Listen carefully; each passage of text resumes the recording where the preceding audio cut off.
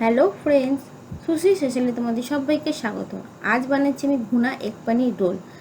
তার জন্য আমার লাগছে এখানটায় ময়দা এক বাটি, ছোটো বাটির আমি নিয়েছি এক বাটি, নিয়েছি ওর মধ্যে 1 চামচ সুজি, বড় চামচের আমি সুজি নিয়েছি 1 চামচ। তার মধ্যে দিয়ে দেবো আমি অল্প একটু নুন, আর দেবো এর মধ্যে আমি অল্প একটু মিষ্টি আর নুনটা আপনারা স্বাদ অনুযায়ী দেবেন। এবার এর মধ্যে দিয়ে দেবো অল্প একটু জোয়ান, খুবই সামান্য, আমি এখানে অল্প একটু জোয়ান নিয়েছি, আর নিয়েছি অল্প একটু গোলমরিচের গুঁড়ো। ময়দাটাকে আমি একটু মাখিয়ে নিয়ে, সুজির আর ময়দাটা ভালো করে মাখিয়ে নিয়ে আমি এর মধ্যে দিয়ে দেবো অল্প অল্প করে গরম জল।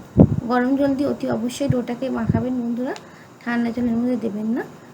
আমি এর মধ্যে গরম জল অ্যাড করেছি, অল্প অল্প করে দিয়ে মাখিয়ে নিয়ে ডোটাকে ভালো করে মাখানো হয়ে গেলে আমি এর মধ্যে দিয়ে দেবো অল্প একটু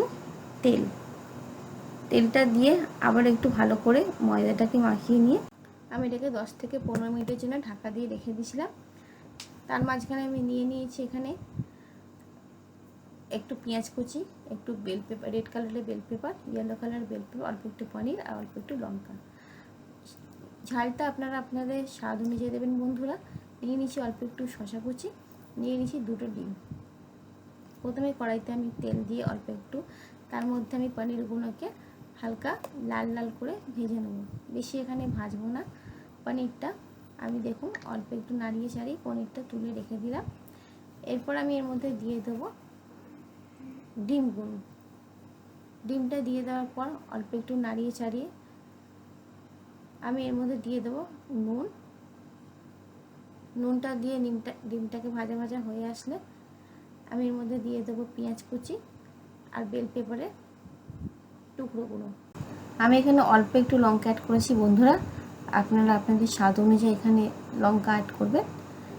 এরপরে সমস্ত উপকরণগুলিকে ভালো করে আমি নাড়িয়ে ছাড়িয়ে আমি এর মধ্যে দিয়ে দেবো অল্প একটু চাট মশলা, আর দেবো অল্প একটু আমচুর পাউডার, আর দেবো একটু গোলমরিচের গুঁড়ো, আর দিয়ে দেবো এর মধ্যে ভেজে রাখা পনিরগুলো।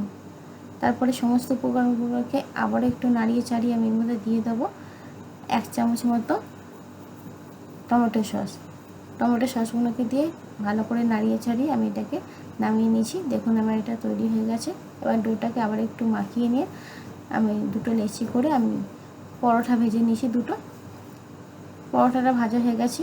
এবার আমি ভেজে রাখা ভুনা এগ পানিরটা পরোটার মধ্যে আমি লম্বা করে সাজিয়ে নিয়েছি। সাজানো হয়ে গেলে আমি এর মধ্যে দেবো আমার কেটে রাখা শসা কুচিগুলো আমি অল্প দিয়েছি। এর সঙ্গে চাইলে আপনারা পেঁয়াজও অ্যাড করতে পারেন, এখানে আমি পেঁয়াজ অ্যাড করিনি, আপনারা পেঁয়াজ চাইলে অ্যাড করতে পারেন। আমার হয়ে গেছে রোলটা তৈরি।